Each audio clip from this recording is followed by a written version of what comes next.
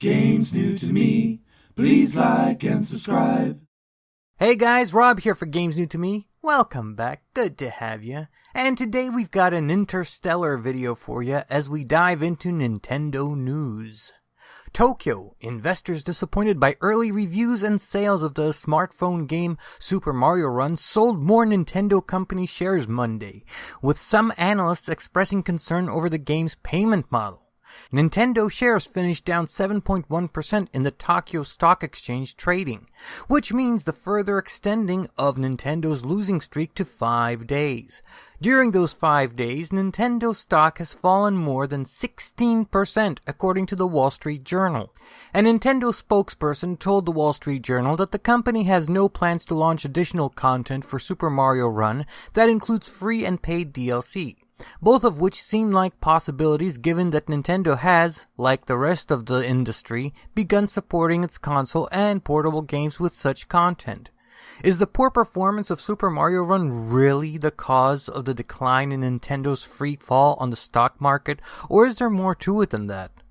As of market close on Monday, it stands at 24,540 yen, or about $211, down from its recent high point of 29,400 yen, or about $252 on December 12th. I am by no means an expert on the stock market, and I don't claim to be. But let's look at the Nintendo Classic Mini NES Retro Console. I made a video recently that outlines why I think the mini shortage was on purpose.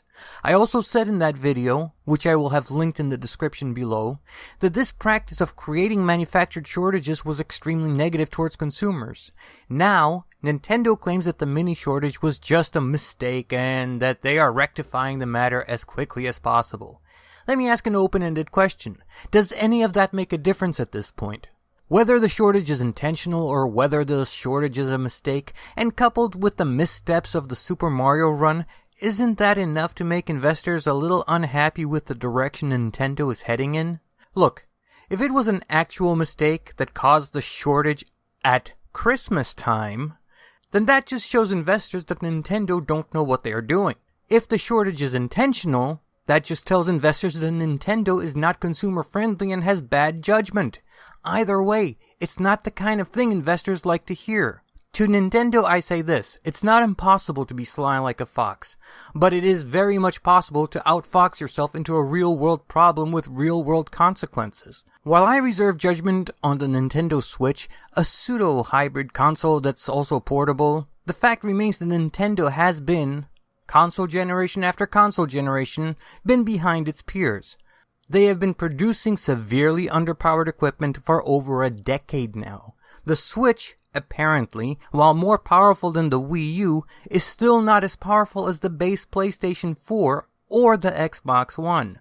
Relying on your IPs to pull you through the self-inflicted tech handicap can only take you so far. It causes your console to become more and more of a niche-centric device that caters only to the hardcore fanboys and fangirls of the company. It does nothing to grow market share for the new consoles. The consumer has become very tech-savvy, and more often than not, the consumer is going to look at the specifications of a console before plopping down their hard-earned cash. As I said, I'm reserving judgment on the Nintendo Switch, but I ask this: why would anyone buy a brand new console from Nintendo when the original base PlayStation 4 is far more capable? With the release of the PlayStation 4 Pro, the Xbox One S, the next year's Xbox Scorpio, what exactly is the motivational force to buy a lesser product? Is it because Nintendo has Mario under lock and key? How long can a company rely on a handful of successful characters? Are Nintendo games fun? Yeah, absolutely they are.